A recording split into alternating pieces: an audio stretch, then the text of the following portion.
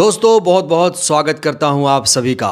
देश में बहुत बड़ा आंदोलन आज शुरू हो चुका है।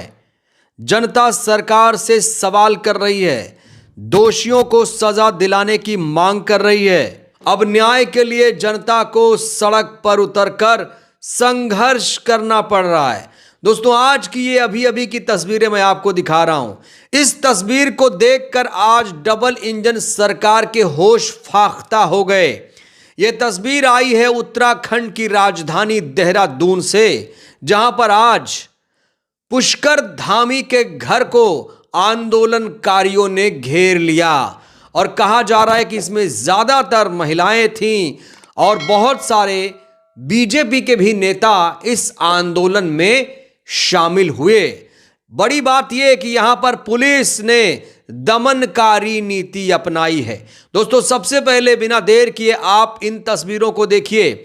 इन तस्वीरों को देखिए। देहरादून में अंकिता भंडारी को न्याय दिलाने की मांग को लेकर अब जन आंदोलन शुरू हो चुका है। सड़कों पर उतरकर लोग सवाल पूछ रहे हैं, क्या न्याय इतना मुश्किल है? भारी पुलिस बल की तैनाती सच को दबा नहीं सकती।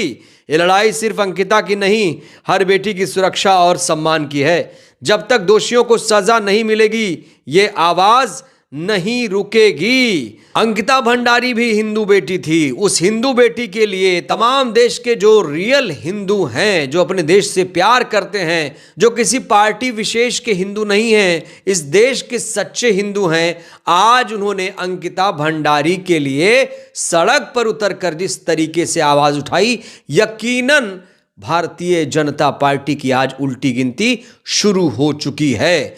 दोस्तों आपको बता दें कि अंकिता भंडारी को अभी तक इंसाफ नहीं मिल पाया है, लेकिन जिस तरीके से आज लोग सड़क पर उतरे उससे आज डबल इंजन सरकार को यह एहसास हो गया है कि गलत को गलत कहना ही पड़ेगा।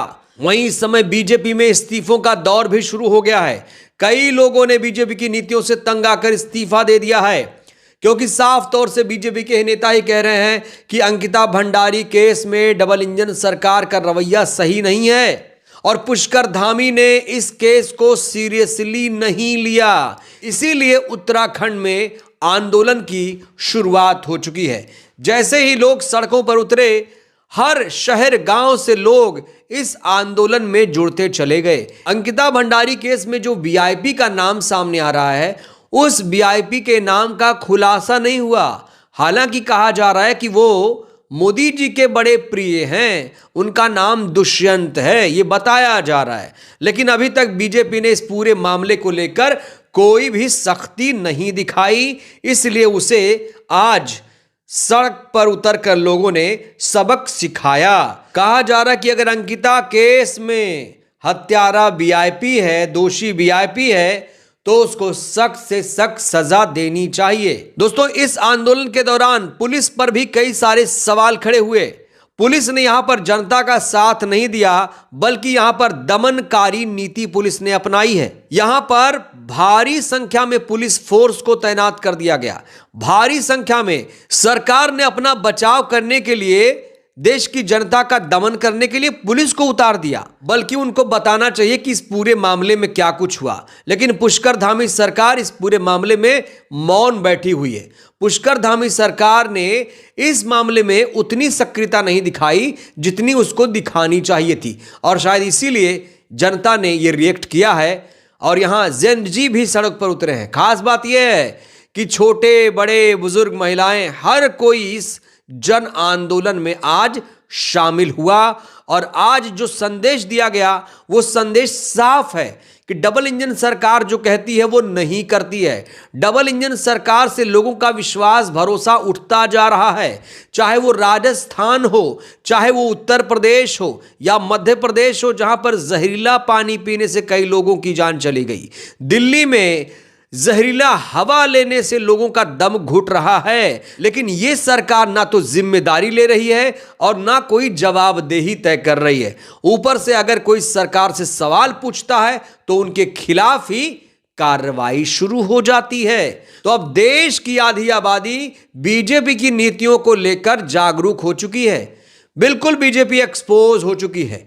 बीजेपी ने जो वादा किया, क्या उसने कभी पूरा किया? 100 स्मार्ट शहर बनाने का वादा किया गया था, हत्यारों को फांसी पर लटकाने की बात कही गई थी। लेकिन हत्यारे अगर इनकी पार्टी से संबंध रखते हैं तो यहां पर ये लोग चुप्पी साध लेते हैं। अभी तक कुलदीप सिंह सेंगर के घर पर बुलडोजर नहीं चल पाया। कुलदीप सिंह सेंगर के खिलाफ यूपी सरकार ने कोई कार्रवाई अभी तक क्यों नहीं की, यह बड़ा सवाल है। तो दोहरा मापदंड नहीं चलेगा।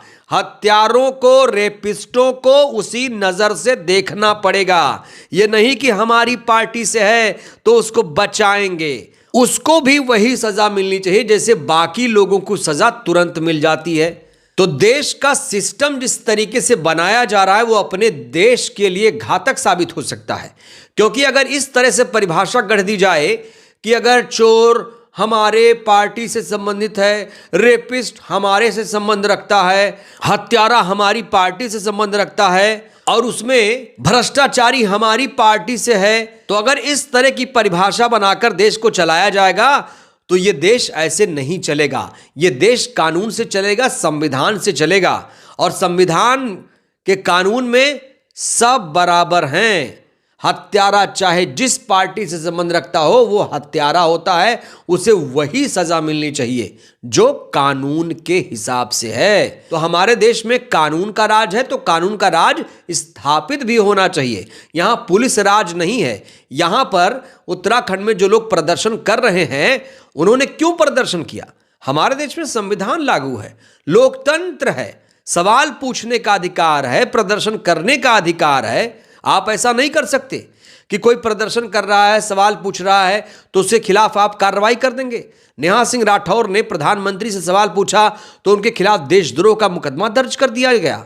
और अब नेहा सिंह राठौर की गिरफ्तारी की बात भी कही जा रही, कहा जा रहा है उन्हें गिरफ्तार कर लिया जाएगा। कहा जा रहा है कि वो लखनऊ पहुंची थी थाने में और उनका बयान भी दर्ज किया जा रहा है। तो एक तरफ तो इस सरकार के लोग कहते हैं कि बेटी बचाओ बेटी पढ़ाओ, लेकिन अगर बेटियों के खिलाफ अन्याय होता है तो सरकार के लोग चुप्पी साध लेते हैं। जब जनता आवाज उठाती है तो जनता का ही दमन करने के लिए पुलिस को सड़क पर उतार दिया जाता है।